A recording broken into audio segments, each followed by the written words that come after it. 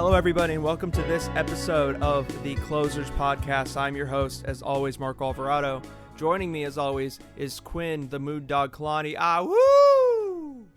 And for the second time, joining us is special guest Gabriela Elwell, Gabby the Gator Elwell. I don't know how to do a gator sound, but there you go. You asked for an animal name, you got an animal nickname, the Gator. Because I figure you're from the Bay Area. SFSU's the Gators. No, Gators. I don't. I strongly dislike SFSU. That was the first thing that popped in my head when you said Gabby the Gator was SFSU. Why? Why do you hate SFSU? I don't understand. You know, Is it a hometown thing? Is it like No. because it's like the most closely? not in linked the school? slightest. Not in the slightest. A business, the purpose of a business is to provide a good or a service. And if you cannot do that well, why are you a business? So I as see. much as I understand and respect everyone's decision that chooses to go to SF State, it's just one of those things where it's so impacted. I don't believe the quality of education is as good as it could be. Dang. Well, look, it was between either the Gator or the Gopher, and I was like, look, I'm thinking of G names, and I don't know, so I was like, all right, Gator just sounds the best. You know, I dig it. We'll just disassociate it from SFSU. Gophers are important. They're like nature's weathermen. It's true.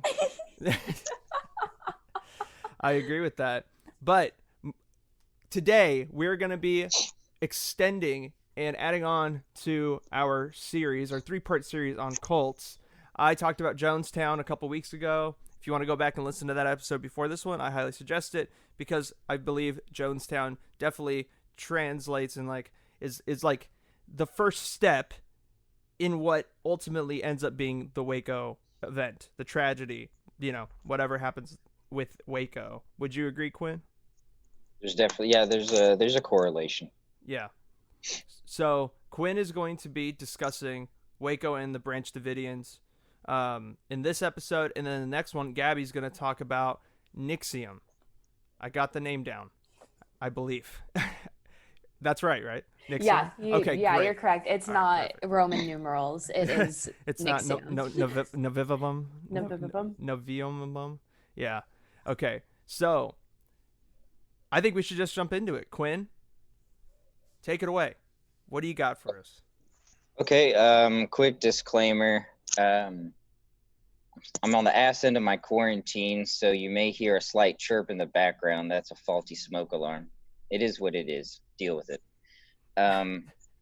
So the prologue to Waco and what will eventually become Waco and the climate surrounding it.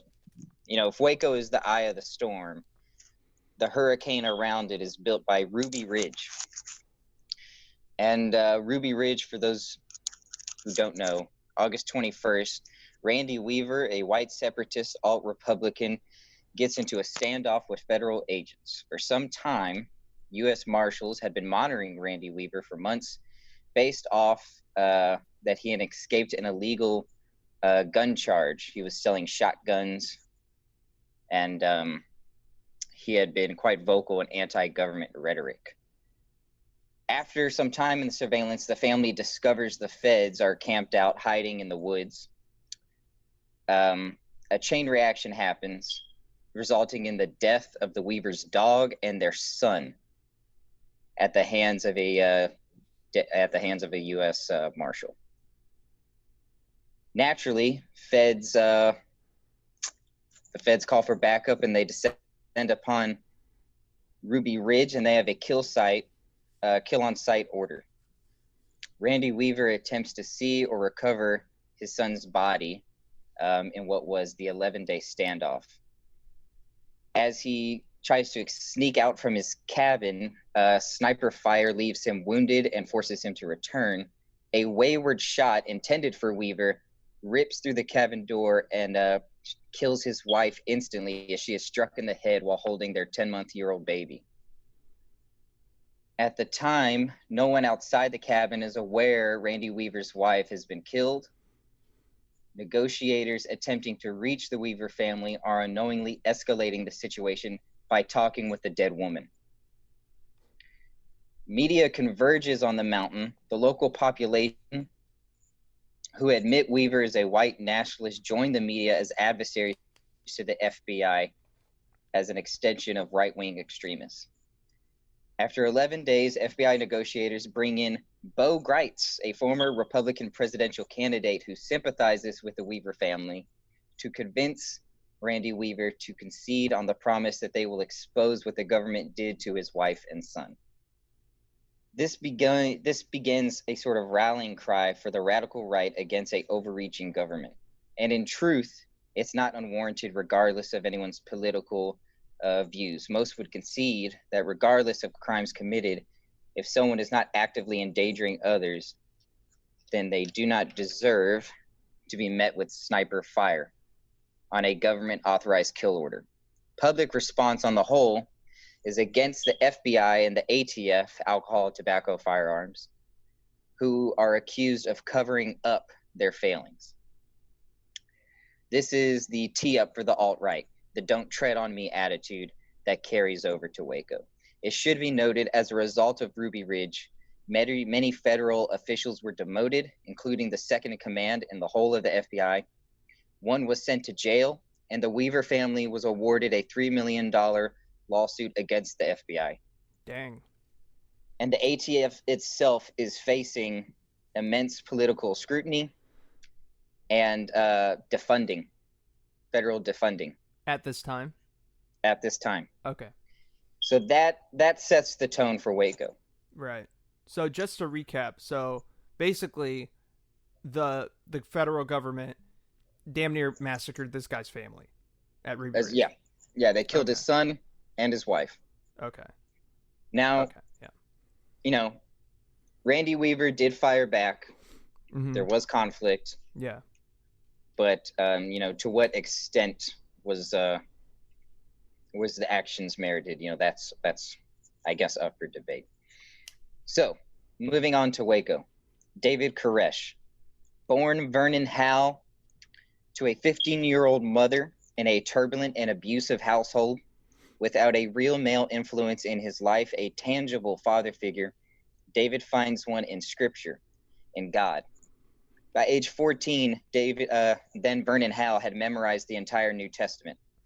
By age 18, he had memorized the Old Testament, and he did this all with dyslexia. Dang. Yeah. That's impressive. So he was a incredibly driven individual, and he's highly intelligent. Was he? Do you know if he was considered an outcast in high school or like? Yeah. He was frequently bullied. He was enrolled in special education courses. Oh, okay. He was often the butt of several jokes. That's a very light way to put it, I can imagine. Yeah. So David Koresh came to the belief in his adolescence in an attempt to find purpose, to build, you know, his own calling, to build purpose for himself. He had come to the belief that God had came to him and told him that he was the Messiah. In his travels as a musician, which was his first love, his first calling, and he was a really good one at that. He played guitar. Oh. And he sang, and he ripped. Oh, dang. Yeah. Dang. That's cool. David discovers the Branch Davidians, who are a Christian sect broken away from the Seventh-day Adventist Church. The doomsday notion that prevails throughout the Waco narrative is a pre-existing notion before David Koresh. Okay. The Mount Carmel compound is set up as a sanctuary for the Davidians to live in modesty, free from the temptations of the world as they await revelations, which they incorrectly assume will take place in 1959. In fact, the Davidians were established and living in Waco since 1934, in peace with the local population and local government. David Koresh arrives in 1981 and is immediately taken to by members of the church for his enthusiasm and theological intellect.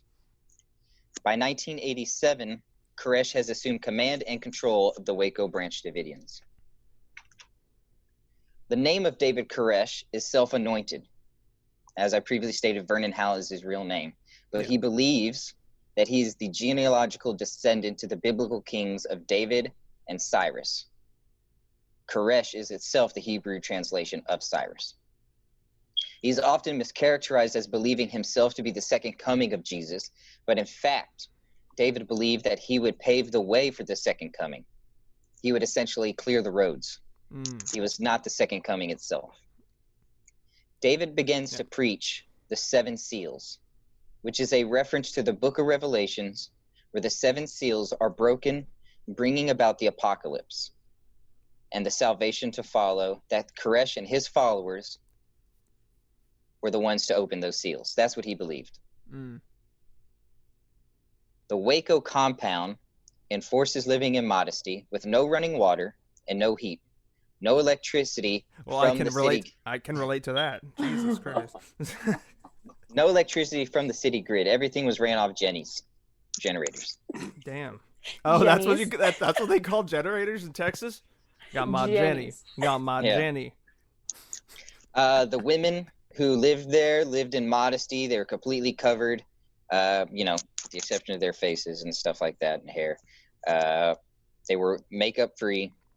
The Branch Davidians were a diverse group. There's by no means were these, wayward, poor individuals. They included socialites from Hong Kong, Harvard lawyers, and a professor of theology from the University of Hawaii. Damn it, University of Hawaii. It's always Hawaii. It's always Hawaii. When Koresh assumed leadership, he assumed complete control, enforcing such rules as no dairy for adults, no processed sugar or flour, celibacy amongst even married couples. What's wrong with that? Yeah, I know, yeah. Reprimanding people for drinking milk. It's not good for you? It's true, it's not good for you. I'll get to why Koresh wanted the celibacy amongst married couples. There's a bit of a sinister undertone to that. I agree with that. I think we're overpopulated already. We shouldn't allow for people to engage in intercourse anymore. We've moved past that need, I think. So, I mean, so far he sounds like a great guy to me, but we'll see what happens. I can imagine things change. Members of the Branch Davidians, followers of Koresh, speak freely. It's encouraged, some would joke even, that we are in a cult, that we are a cult. It was a running gag there at the Mount Carmel compound. Koresh himself was in on the joke. Well, yeah, I mean, yeah. But he would flip it. He would often tell them if they were indeed a cult, knowing the implications of that, he would cite scripture and often, draw metaphors and comparisons saying, Jesus started with 12 followers. How is that not a cult? He sees the only difference between a cult and a religion as time to gestate. That's the only difference he sees in it. Believing that they were preparing for the end times, as they always had, all members of the Branch Davidians sacrifice all forms of authority to David Koresh, who they believe to be, the harbinger of the second coming of Christ, including the disciplining of children and adults. It should be noted that no one was mandated or required to stay, as folks left with Koresh's blessing whenever they wanted out. Isn't that how all cults are, though? They all say that. Like, I know Jonestown, like that's what Jim Jones said, like to the media and stuff. Like, oh, no one, everyone can leave, and like. Yeah. There are interviews, recordings of people who said, when the Branch Davidians started going into a certain direction, and they expressed to Koresh that they wanted to leave, he gave them their blessing. He's like, you can leave, you can go. Wow. Wait, Marco, how much knowledge do you have about Waco before we started this? About Waco? Mm-hmm. I looked at a couple articles that Quinn sent me and watched a couple of interviews with people. What about you, Quinn? Well, I mean, I did about 2 weeks of research. I guess maybe before the start of this project. Oh, before the project at all? Yeah. I watched like a documentary on Timothy McVeigh, who was like the Oklahoma City bomber, I believe, and he was directly inspired by the Waco tragedy, or the Waco. In his opinion, it was a tragedy. So like, Yeah, that's like, I had known of it. I think most people do know of it. But I mean, I wasn't aware of the details or the nitty gritty. I imagine most folks aren't. What about you? Yeah, no, I don't have too much knowledge. I'm kind of coming into this blind, so my jaw is dropping quite often during this. That's great. That's good. I think that's a great thing. Professor Quinn. Professor Quinn. He used to teach jazz at CRC, and now look at him. He's teaching us. All right, onward. Within the compound, genders are dormed separately, and they are not allowed to venture into other parts of the compound, meaning men cannot go to female dormitories and vice versa, with the exception of David Koresh.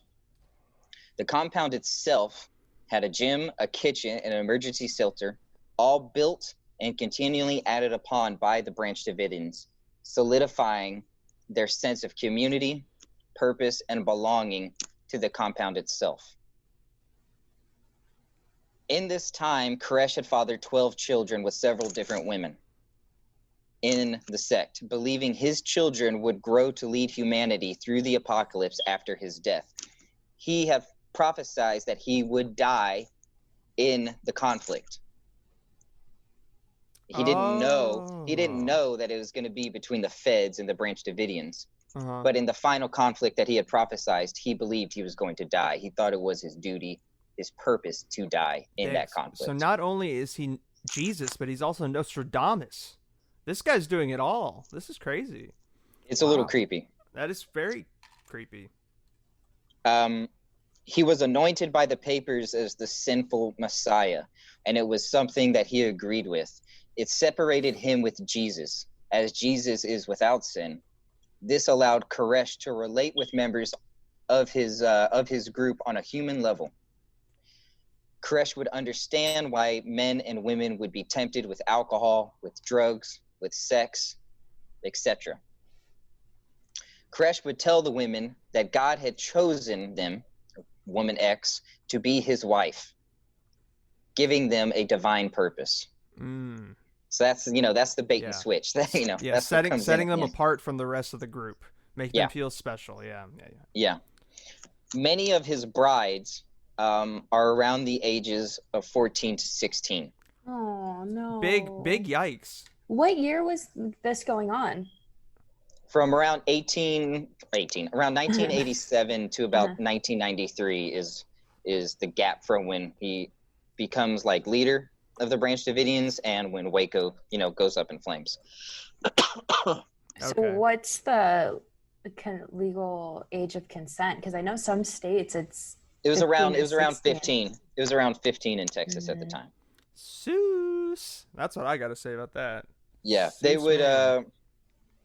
So there is one instance reported, and I watched an interview that Koresh slept with an 11-year-old member of the Branch Davidians.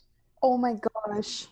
The 11-year-old girl was delivered to Koresh by her own mother at a motel in Waco. Ew.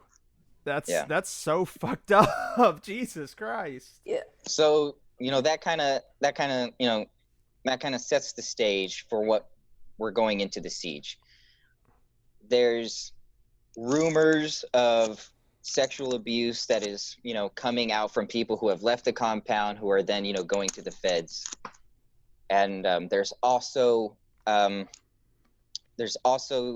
illegal guns being sold by the Branch Davidians at gun shows, modified weapons. Yeah. So that's drawing the attention of the ATF. Following reports of sexual abuse, child abuse, an investigation is launched. That is concluded by investigators to be inconclusive.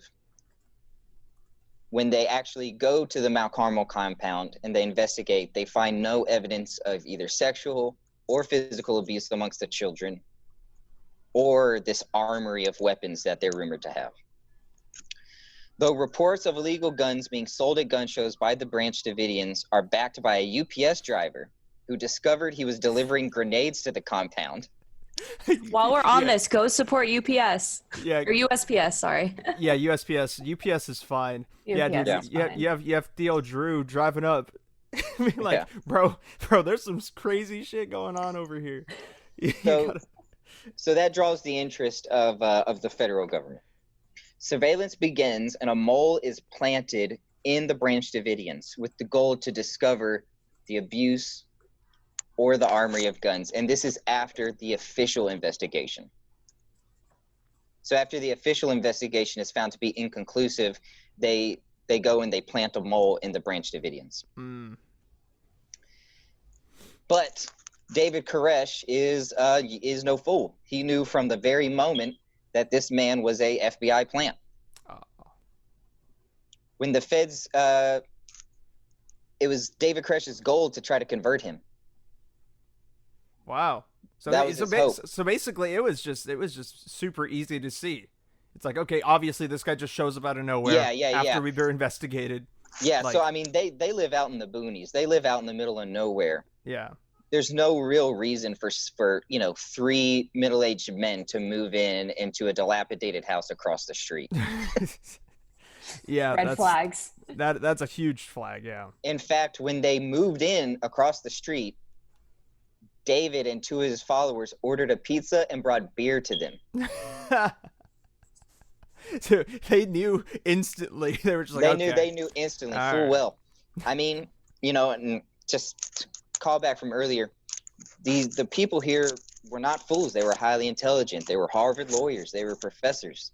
They come from wealthy. Some of them came from really wealthy backgrounds. Yeah. That does not mean they have common sense. It's true. Unfortunately. It's true. Yeah. Wisdom and smarts are not the same thing. Wisdom and intelligence, Marco. Yes. What she said. So everything, so even the mole who goes there every day, who prays with him, who sits through David Koresh's 19-hour sermons.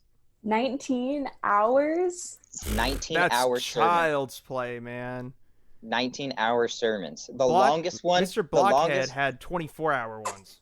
Well, wait. The longest one is reported to be 33 hours. People fell asleep in the middle of the sermon. Did they get beaten or in trouble if they were to fall asleep like that? I wouldn't be surprised.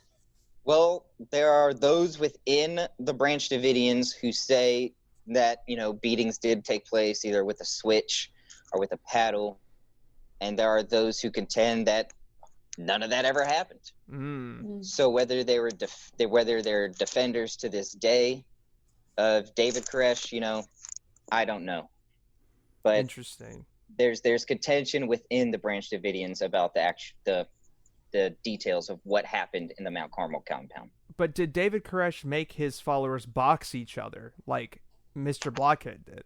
Because was he creative, or did he do something else? Did he have him do MMA or No, so wrestle a bear or something? There was a statement that wasn't verified, but there was a statement from a former Branch Davidian who said that the boys were made to fight each other. Oh, okay. Up to a certain age, and then they were just given regular jobs and stuff. So their job before turning 13, it's all right, your job is to entertain us, fight. Beat the shit out of each other. What? According to them, it wasn't so much entertainment as it was preparing themselves for the apocalypse. For the final conflict. For the final conflict. Nice. That's the driving goal, Yeah. Gotcha. So anyway, the FBI plant finds nothing. Surveillance results in nothing. The ATF is money's just going down the drain as they surveillance these people and blah, blah, blah, blah, blah. So they decided they're going to make a move. They acquire a search and seizure warrant. And when they arrive, they do so in force and numbers. It is disputed who shot first. Feds say that it was the Branch Davidians. The Branch Davidians say it was the agents. FBI and ATF agents now disassociated with the federales claim they shot first, killing the Davidion dogs that triggered the gunfight that resulted in the death of 5 Branch Davidians and 4 federal agents. The ATF had the assistance of the DOA, the DOD, and the National Guard after they perpetuated the belief that the Branch Davidians were producing and selling methamphetamines. Though, I love methamphetamines. It's my favorite. yeah, though there was no evidential proof of this. Along with the casualties of the initial raid, David Koresh himself was shot twice, in the hand and in the stomach. Ooh. It should be noted that the casualties of the Davidians they were killed from multiple angles, meaning it wasn't just, straight on. One individual was killed from a helicopter that shot down into the building through the roof. Also in the initial raid, an emergency phone call can be found, via the internet, from inside the compound by a Davidion, and Harvard lawyer Wayne Martin. He calls the local police and pleads with them, "That's them shooting, that's not us." He also states empirically that they have women and children inside. And this is all public record. You can look this up. This is public record. Okay. You can find the audio recording of Wayne Martin calling the police. Okay. The local town sheriff would negotiate the initial ceasefire. Not the FBI, not the ATF, not the Federals, or the Branch Davidians. It was a local town sheriff who had a good relationship with the Branch Davidians. Apparently, in the initial raid, a cameraman had captured the who shot first mystery, though it is believed that the tape was confiscated by the Federals. In a retroactive report in 1999, psychiatrist Alan Stone describes the initial conflict as such. The violent tendencies of a dangerous cult can be classified in 2 general categories: defensive violence and offensive violence. Defensive violence is utilized by cults to defend a compound or enclave that was created specifically to eliminate most contact with the dominant culture. The 1993 clash in Waco is an illustration of such defensive violence. History has shown that groups that seek to withdraw from the dominant culture seldom act on their beliefs that the end time has come unless provoked. I mean, just going off of what I know from, the People's Temple, Jim Jones and his inner circle definitely believed that they were being provoked when the Congress people and news media came to interview people and see if everything was going okay. That was the trigger for them to be like, okay, we're being provoked, we need to go.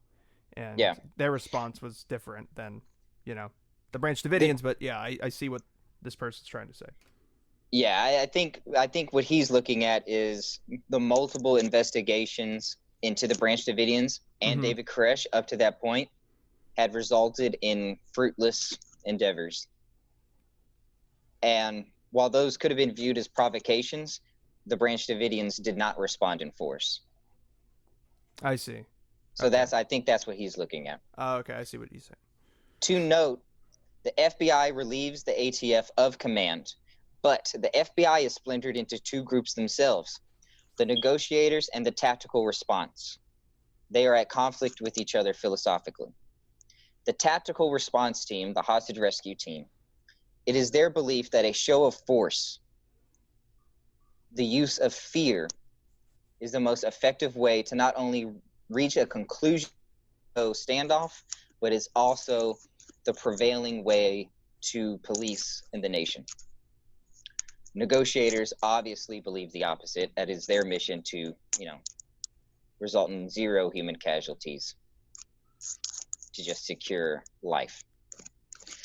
FBI cuts communication between the Davidians and the media. Koresh had already given phone interviews after the initial conflict.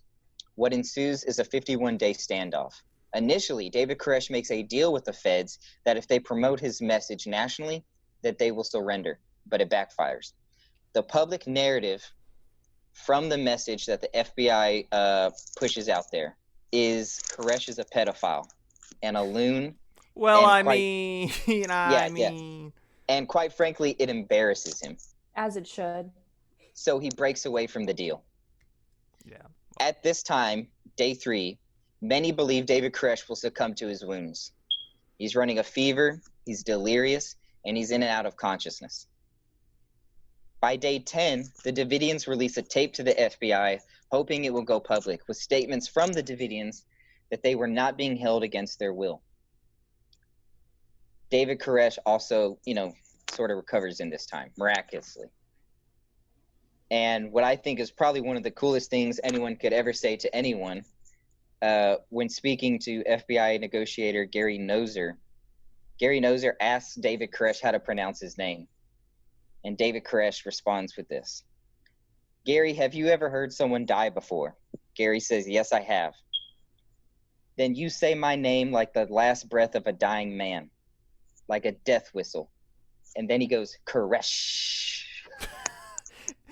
How is that cool? That's dorky as fuck. That was one of the dorkiest things I've ever heard anybody say. No.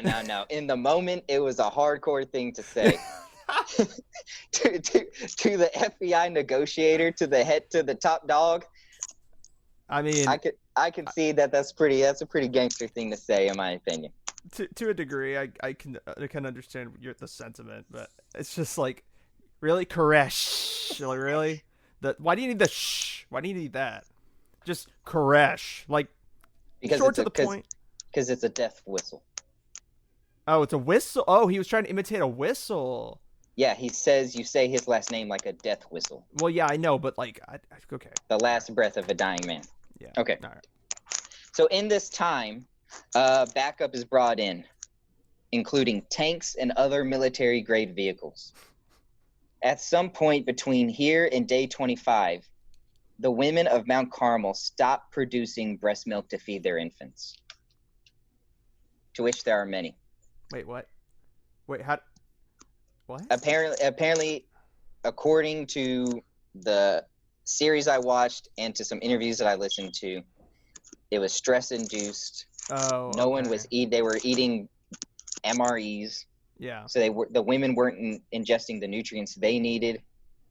Stress was understandably at an all-time high. Yeah, I get that. So then just physically they couldn't. Okay. Yeah, physically they couldn't. Okay. I thought for some reason they like just were like, no, we're done. They just turned the switch. Well, no, not that they turned the switch. I don't think you can just do that, but that they're like, all right, we're not going to breastfeed anymore. Like they just made the decision not to do that. No. Okay.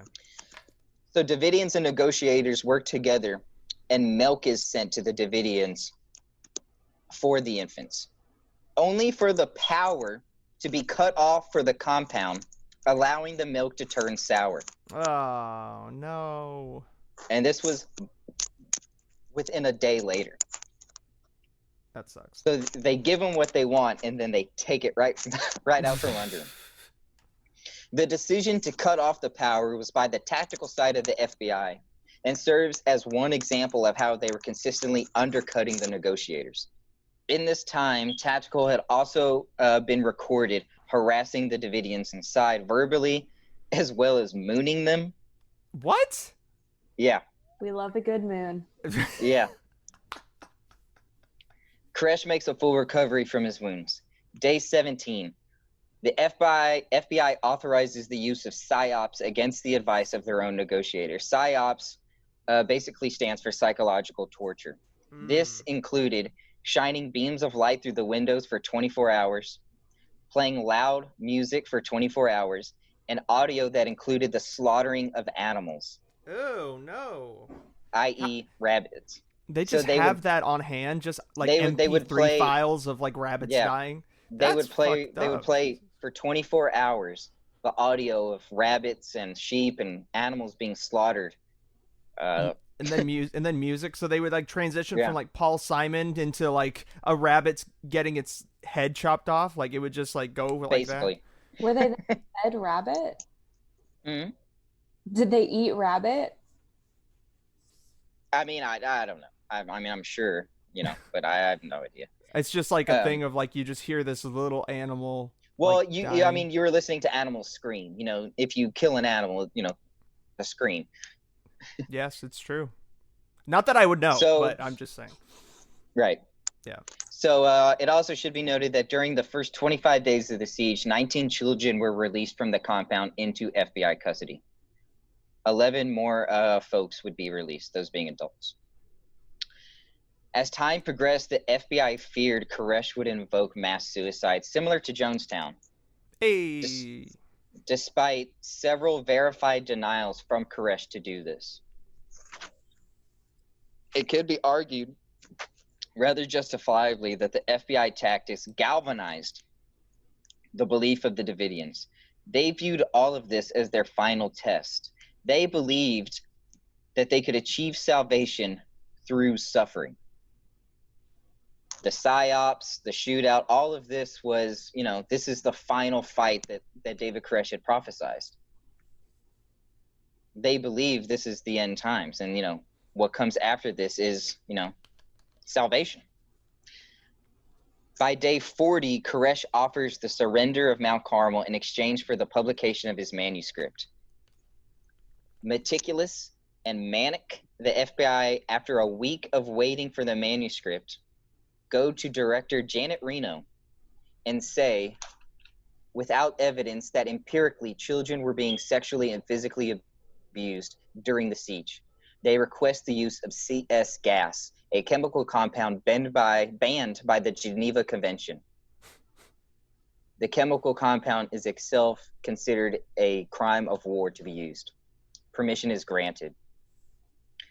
Day 51, the final day of the siege. The FBI has no more patience for Koresh or his followers. Using tanks, they plow into the compound, releasing the CS gas. CS gas is extremely flammable. Many of the women and children hide in an underground shelter. They didn't foresee that the tanks would plow through the building, that rubble falling down upon them would trap them inside the shelter. They didn't foresee that CS gas would find its way into the chamber, and so would the flames, essentially creating a oven for the people that were trapped inside. Yikes. The FBI believed the gas would force everyone out. Only 11 people fled the building that day, none of which I can confirm were children.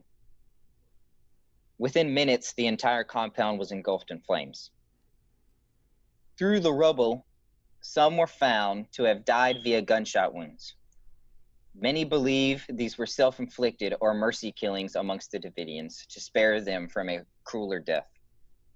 Koresh himself was found to be amongst them with a bullet wound to the head. In total, 76 people, all Davidians, died on the 51st day, a third of which were children. The Waco siege was highly publicized. Many people, like Ruby Ridge, came to support the Branch Davidians. One such individual was Timothy McVeigh, who 1 year later, to the day of the Waco tragedy, committed the Oklahoma City bombing terrorist attack. Retrospectively, the FBI is highly criticized by the majority of the population for their handling of Waco. It is my personal belief that total bloodshed and a loss of life could have been avoided. I do not condone or endorse the actions of David Koresh, nor do I subscribe to his ideology. But in my estimation, the blame falls upon the shoulders of the federal government, who acted in response to dubious, unproven claims, whether believable or not, with a show of force disproportionate to the situation, and showed an overall lack of pragmatism, empathy, and intelligence that resulted in the unnecessary deaths of over 80 people, FBI and ATF included. The fires of Waco remain a beacon to anarchists and what some would call anti-government, anti-authoritarian, right-wing extremists, and what is a perversion and distortion of a conflict between church and state, and a misunderstood commentary lost in translation about the militarization of the police that plagues us so today. And that is my Waco presentation. Wow, that was beautiful. That ending, very, very, very timely, I would say. I'm sad now. Go about my day. Yeah, that's fucking Being sad. sad. Jesus Christ. Well, I guess that goes back to the conversation we were having, that you brought up, Quinn, on the Jonestown episode, where it's like, what is a cult, and like how that one quote that you used, where They were like, Or David Koresh says the only difference between a cult and a religion is time. yeah. I found that to be very profound. I did too, because it's like, I mean, there's so many examples of this, even like very, very recent religions that are considered religions to this day, like Scientology and Mormonism. Like, they were considered in the start as a cult, and it grew to become something more than that. So, Yeah. I mean, I understand the sentiment, and I mean, Well, Koresh would often liken it. He would say, Jesus Christ and his apostles were a cult considered by the Romans. it's true. Yeah. I mean, that's why he was killed, because he was a cult leader. Yeah. He very played it as, the dominant culture versus the minority culture. Yeah.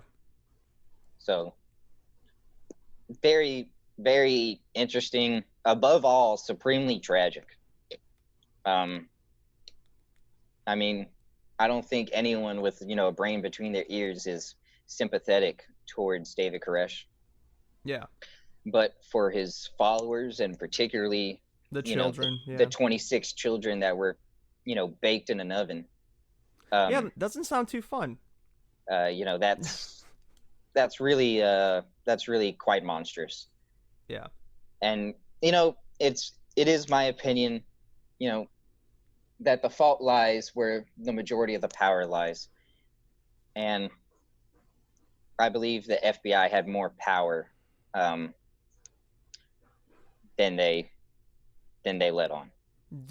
So what happened after Waco in terms of like policies or any sort of like Well, I guess at the time, due to the narrative, due to cutting off the Branch Davidians from the media,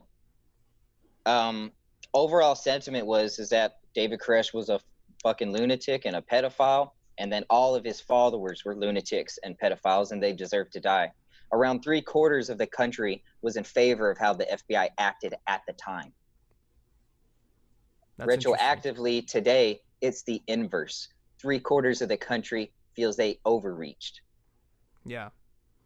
It's I think yeah. it really serves as a prologue, specifically considering the militarization of the police, domestic response to criminality.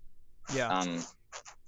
So Yeah, and yeah. it is interesting, like taking everything that I researched about Jonestown and the People's Temple and like putting it up against what happened in Waco, and how at the end of that episode I stated that how the government acted towards the People's Temple, how they didn't do anything. They literally couldn't have cared less that everybody left, that over close to 1,000 people left to go to South America. I think because of that event, it totally, they just swung in the overreaction. They overreacted to any sort of evidence of cult activity. And, even when they were relatively, in comparison to the People's Temple, relatively peaceful. This is also a time when America as a whole is cracking down on crime. Clinton is coming into office. Yeah. The crime bill is right around the corner. Policing itself, on the whole, is becoming more strict. Yeah. So. That's true. Yeah. A lot of authority. You have to, you know, flexing the authority was very much the flavor of the day in the 90s, it seemed. Yeah. Yeah. And it's interesting considering today, how in the 90s, these anti-authoritarian, anti-police, figures are considered right-wing extremists. They're racist, many of which, fit that bill. But many of those feelings today are prevailing amongst people on both sides of the aisle politically. In terms of like anti-authoritarianism,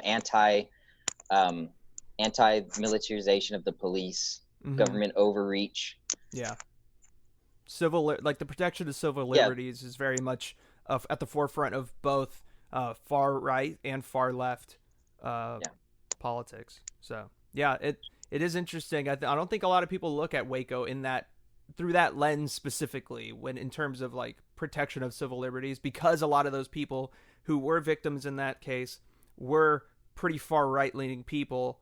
So I feel like in terms of people on the left who kind of see things similarly in terms of civil liberties being protected.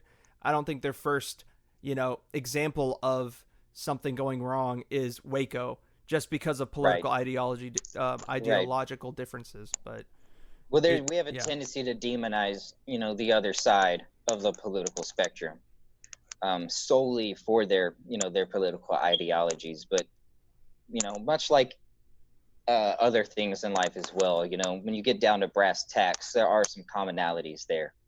Yeah. Often case it's where people diverge politically is the response to that commonality. Yeah. So I don't know. One of the most tragic days in American history, I would say. Yeah, you think so? Yeah. It's crazy how a year from then to the day, right? Oklahoma City bombings. There's footage of Timothy McVeigh amongst the people and media at Waco, at the Waco siege. I've seen that. Yeah, where he's just like, "This ain't right. This is bad." Yeah. Crazy. So, I personally believe that he perverted and distorted and misconstrued the entire situation for his own fucked up gains. But it is what it is. Well, I mean, yeah, I guess to a degree. Gabby, do you have anything to add? I'm just wrapping my brain around all of this. I guess we've talked about this before, but just what makes Waco a cult versus a group, or just a group in general? Because when I've talked to people about it, I mentioned, oh yeah, we're doing this series and we're including Waco and the cults, and people are just like, why would you consider this a cult?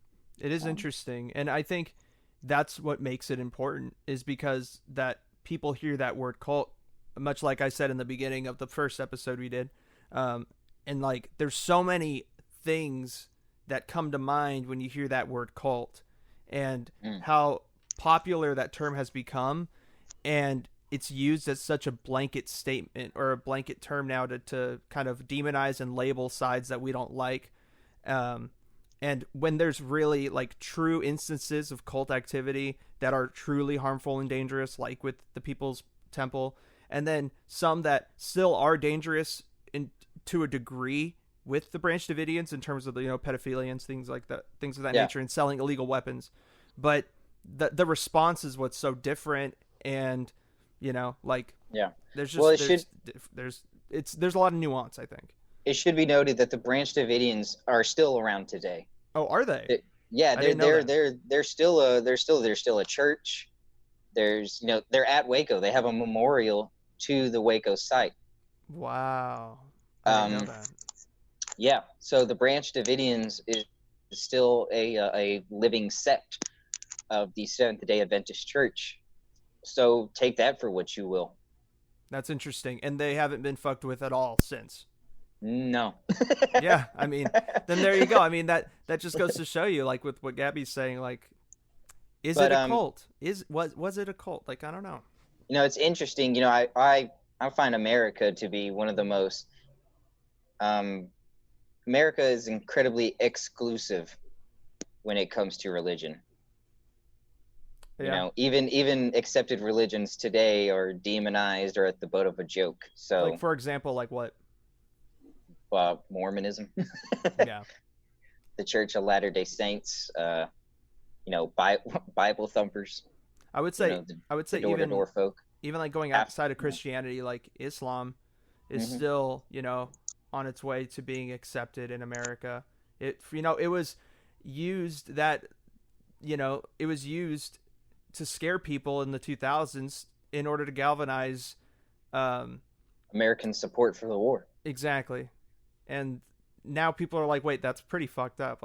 We really thought that? We really just it's too just lack of information. Now with the internet, it's so easy to learn about the differences in how Islam has, different sects within it too, just like Christianity. And how there's a lot of there are traditionalists in Islam, just like there are people who are, just like there's Christians who are very, very traditionalist. Yeah. And vice versa. Then you have a different, you have, Habib, who is, a non-extremist, a non-fundamentalist who's Habib Nurmagomedov, right? The MMA. So who's a worldly, a worldly individual. Mm-hmm. And you have fundamentalists, but you have fundamentalists in Christianity and exactly Judaism as well. Yeah. So, if anything, Waco is an example of the relationship between church and state, and how muddled that can get. So that is very true, and it's something that still is prevalent to this day. Yeah, in a lot of different ways. Prevalent since the very beginning. Yeah, as much as our founding fathers didn't want it to be a thing. I mean, there's only so much you can prevent in terms of church and state bleeding into each other, unfortunately. But thank you, Quinn. That was really, really insightful and very well put together. You definitely put me to shame because I rambled on about some things. Like I'm surprised there was no selling of monkeys talked about. There was no chimpanzee mascot. Did they have a mascot? No, but there was one bizarre moment that I hadn't written down. Before David Koresh had assumed the leadership of the Branch Davidians, there was a trial for the role of leadership between the former leader, whose name I forget, and David Koresh. And the test was who could reanimate a corpse that had been rotting for 20 years. And so they exhumed this dead body, and they both tried to revive it.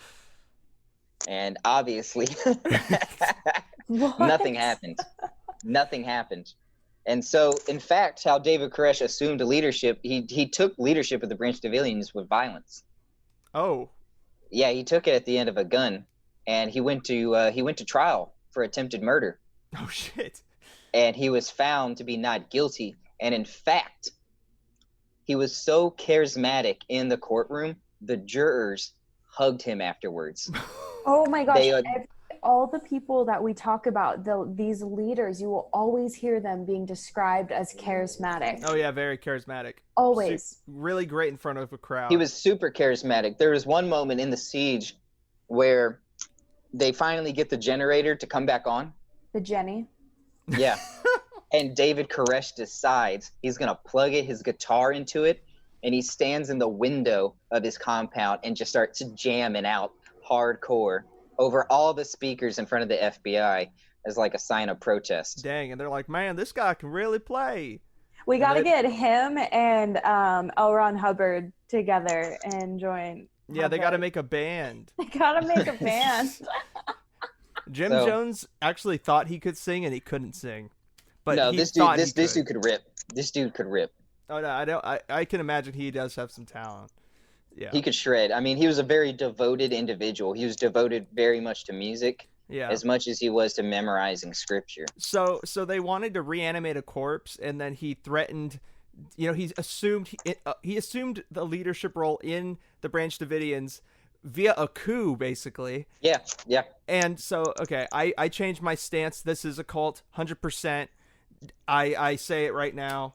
I'm just kidding. No, it's not. But well, maybe, I don't know. It's arguable. I think David Koresh is a very condemnable figure. Yeah. I think the line that's hard to walk is where do his followers fall in this?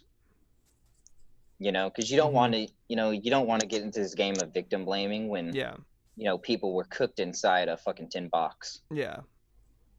I agree with that. So I think with the children, it's a different conversation than with the adults. And the children, I think that there's no question, but with the adults, that's where it's... These people really believed. They really, truly believed David Koresh was the second coming. There's a 60-minute interview that happened recently in the last few years that's available on YouTube, where one of the survivors who escaped the fire on the final day was an Australian man. Yeah. And he's living in Australia currently. 60 Minutes Australia is interviewing him. Mm-hmm. And they're like, do you believe David Koresh is going to come back? He's like, yeah. He started crying. He started weeping. He was like, I do. I believe David Koresh is going to come back and bring about the salvation of humanity. Well, Like, this these is people like were like tuned in, man, to this guy's. Wow. Heaven's Gate was like this too with Applegate or Apple. That his last name Applewhite? Applewhite. Yeah. They were like this with him as well. They thought he was sent down to recruit this group of people, but unfortunately all of this is unfortunate, but they all killed themselves at the end of it. But Yeah. almost in a more, I guess, positive light. I wouldn't call it positive, but Yeah. I don't know much about that situation, but I'll take your word for it. More positive.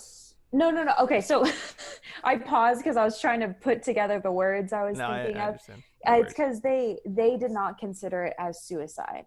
They thought of it as, I'm leaving my body to continue on with my soul. Yeah. When Halley's Comet came around. So it's interesting how these leaders get seen as very godlike. Mm-hmm. Yeah. Yeah, they're able to position themselves to be above just the common man. Yeah. I mean, the FBI and the Federals, they kind of they added fuel to this, to this self-fulfilling prophecy of David Koresh. Their response is what triggered they're like, oh my God, it's finally happening. They were almost enthusiastic about it. They really believed. They were like, oh, this is it, man. This is it. Yes. And then, we're gonna die. It was yes until it wasn't anymore. That's interesting, like, thinking about it, because it's so going back to that statement that he made about the difference between a cult and religion is just time. Mm-hmm. So pretty much this group was already involved in the religion, and he just came in and took advantage of the vulnerability and the situation of their current belief system. Pretty much. He took the foundation and built upon it exactly to what he wanted. Okay. Yeah, he himself distorted it into something that it originally was not. I mean, they were already kind of like doomsday preppers, but he's the one who turned it into a self-fulfilling prophecy, almost to the point where it was unavoidable. I see. That's crazy. But very informative, though. Good job, Quinn. You get a round of applause. Yay! All right. Hooray. Good job, Quinn. Yeah, very, very good. Thumbs up, 7-Up. Do you guys remember playing that game in school? Yeah, I was always horrible at it. I always looked at people's shoes. See, I never would have thought to do anything like that in school. Like, I wasn't that. I would do the thing where I like kind of had like one eye out. I would always have one eye open and like looking out, and like I cheated too. That's like my way of doing it. But it's impossible not to cheat in that game. The temptation's too strong. Yeah, it's true. Temptation. Common theme through these 3 episodes. Is it though? You didn't, well, kind of, but you didn't talk about why they couldn't have marital sex. This is true. Yeah. Forgive me. So David Koresh believed the way he propagated it is sex is in itself a temptation that takes you away from God, and so he accepted the burden of sex. As he put what it, a great loophole! Oh my God! As he put it, he accepted the burden of having sex. Man, and his goal was to sire 24 children, who would then lead the world into this new thing. Wow, you're right. This guy was smart. Like, what the fuck? He was. Dumb, I mean, maybe, but smart. Dumb but smart. He was, you could say he was dumb, but he was also intelligent in his own way. Very intelligent in his own way. A master manipulator. I mean, anyone who can remember the entire fucking Bible with dyslexia at a time when dyslexia was in itself not really counted as an ailment. Yeah, it's a disability. Yeah. So I feel like the more we get like deeper down into this guy's personality and how he took over and whatnot, it's sounding more and more like a cult, like very surface level. Yeah. It's it just sounds like a fundamentalist Yeah. group. But as we find commonalities between Koresh and other cult leaders that we've discussed, Blockhead, there's just so many more similarities that can be qualified as cult-like. I think he for sure was a cult leader. It is possible that when David Koresh was at the head of the Branch Davidians, that it was a cult. But it is possible for the group to transition out of that after what happened at Waco. That is true. A lot of people don't think about it. I think they kind of had like a cult chapter. Yeah, they had a chapter in their book of extremism. I see. That's very interesting. Wow. See, we're drawing conclusions from all different angles here. I love it. This is awesome. This is great. Well, I mean, I think that's probably the craziest thing about Waco is that it's not so cut and dry. Yeah. Is that there's lots of nuance to it. There's hella elements. Hella elements. The elements. This is totally this is totally off track, but Gabby, out where you live, do they say hella? Okay, so I think since there's a bunch of, like, I still say hella just from like growing up in the Bay Area, and people definitely pinpoint it and they know. But when I hear other people say hella, I always ask, like, oh, are you from the Bay? And more likely than not, it's a no. So wow, I don't, because I know people around here say hella a lot too, like Sacramento area. How do they measure quantities in extreme amount, if not with the word hella? Let's see. Wow. Quantities of extreme It's just true. like that. Hella. Dude, how fucked up was this guy David Koresh? Hella. It's true. There's an overabundance of fucked upness to be found. I'll have to compile a list of Seattle slang from the locals that I know and see, because I feel like slang. You think Bay Area slang, like there's so many off the top of your head that you can name, or you can, but Seattle slang. I would have thought that Seattle even had slang like that's specific to Seattle. That's never crossed my mind. Like New York, Boston, like Bay Area, and LA. Those are and like Texas and the South. Those are like the regions that I would like, okay, they have their own. And then like Minnesota with saying like pop instead of soda. Okay. But like I just don't think of the Pacific Northwest as having any sort of slang. That's really interesting. I wonder what they would say. I'll do some digging, and when we talk about NXIVM, we'll find out more. Hey, I'm excited.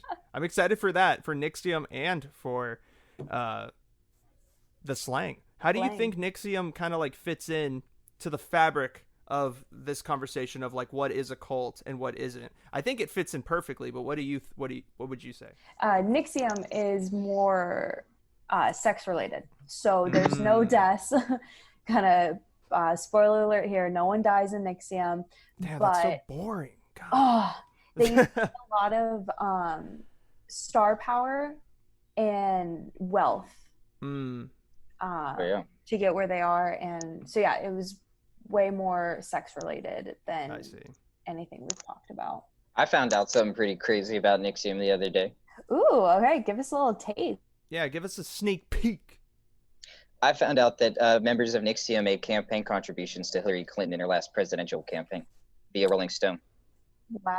That does not surprise me.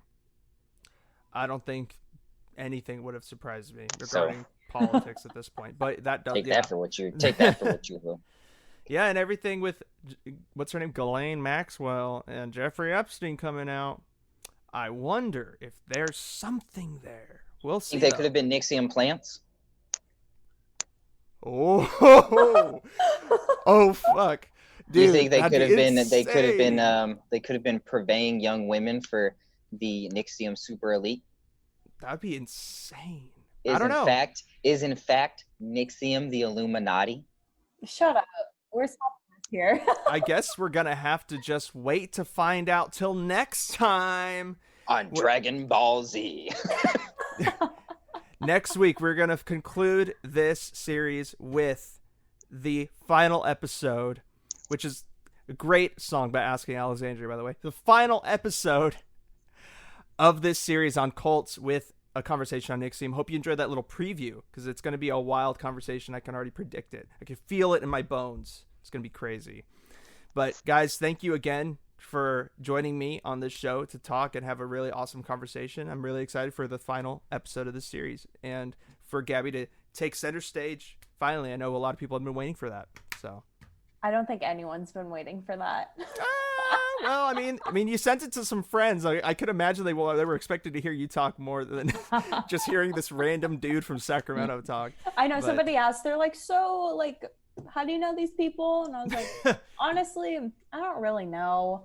I know Marco randomly from like 8th grade, 9th grade, and Quinn. Who the fuck is this guy? Hey, man. Super vague thought. It's if I could just make available like some sources that people, if they want to like do a deep dive into Waco. Yeah. Gary Noesner, who was the lead FBI negotiator for the first half of the Waco siege, the man who secured the release of the children, the 19 children and the 11 adults. He has a book, Stalling for Time, which details his time both at Ruby Ridge and at Waco. Mm-hmm. There's also an opposite side of the story that correlates with it, a book by David Thibodeau, who is one of the 11 individuals who escaped the Waco fire. And his book is called Surviving Waco. And I would also recommend, there's a anthology Netflix series right now, it's self-titled Waco, which uses both books as a foundation. It is it is dramatized, so take that for what you will. Yeah. But I I highly recommend it, if not for entertainment value, for educational value too. Sweet. Thank you for that, for talking about the sources as well. I'll make sure to put them in the description so people can go back and look for themselves, make it a little easier. But I think that's all the time we got for this episode. So we're going to jump to Weekly Rex, and then we'll get out of your hair. So here that is.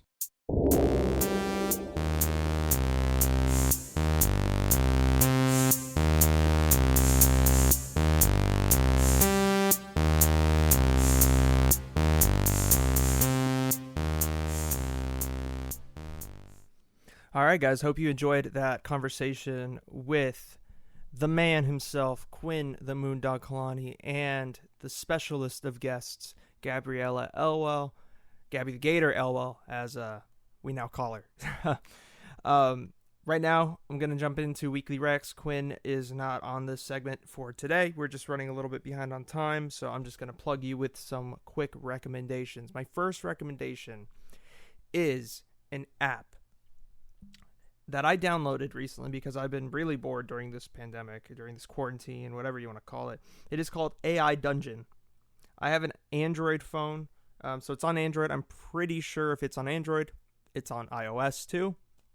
But what this app is, it's basically like an interactive storyteller app. It's very interesting. The AI within this app is really powerful. Now, there's a free version, there's a paid subscription version of $10 a month, and you get like the upgraded version, like the best version of the AI that like crafts this really intense narrative for you that you can like interact with. It's like a create your own story. Those old Goosebumps books where you like, like, what do you do now? You either go down the hallway or you open the door to your left, right? You have two decisions, and you kind of like choose your own adventure, make your own adventure. It's that, but it's like way more in depth. It's super deep, and you can really make anything happen within it. And it's really fun, super, super time consuming. So if you really have nothing to do and you're kind of a narrative creative person, or if you need help, you want to start writing a story, but you don't really know where to start. I've actually found that this is a great way to help you start. Everything's randomized. The beginning of every story, if you go with the stories that are pre-made by the publisher of the app, or the creators of the app, if you go with those stories, those are a little repetitive, but once you start the story, you can take it literally anywhere. For instance, I started as this like noble, like rich person in one story, and my like keep or my fortress was like under attack, and I just like typed in like, it's like, what do you do? It's like, I froze time. It's like, little did the thieves know that you actually are not, along with being a noble who has a ton of money, you also know a lot of magic, and you freeze time and you kill all the thieves while they're just frozen. It's like you could do stuff like that, literally anything. The AI, if you're using the free version, isn't as good. So if you get into it, you really enjoy it, or you want to see its full capabilities, there's a free trial that you can do for like 3 days. And no, this episode is not sponsored by AI Dungeon. I wish, but it's not. But yeah, check it out. AI Dungeon is a great, great app. And second and final recommendation for this week is the HBO documentary on NXIVM called The Vow. Now, it is actually a series of documentaries. I believe it's a 6-part series that focuses on NXIVM and Keith Raniere. And, I honestly, quite honestly, I have not watched the first episode of this documentary series. It just came out on August 23rd. The first episode was just released, and they're going to release an episode every Sunday until the series is over. So episode 2 is this upcoming Sunday. If you want to catch up on that. Why do I bring this up? Well, first, we're going to be talking about NXIVM, like we just said in the episode, in a couple weeks. And 2, from what I've heard, it's pretty good. I haven't watched it yet, but honestly, I would suggest to listen to or watch this documentary series, at least the first 2 episodes, before you listen to our podcast that Gabriela is going to lead, where she's going to talk to us about NXIVM. I hope you're excited for that, because that's honestly all I got for you on this segment of the show. Please follow us on Instagram at The Closers Podcast, on Facebook at Closers Podcast, and subscribe to our YouTube channel. We are The Closers Podcast. Share these episodes with your favorite people so we can build a community of favorite people, because wouldn't that just be awesome? Just everyone's favorite person, just like mingling and like meeting each other and stuff. That'd be kind of cool. I would really like to meet people's favorite people. But until then, until that point happens, I will bid you an adieu. Love you guys, and I will be back on Friday to close out your weekend style. All right, take care, y'all. Bye.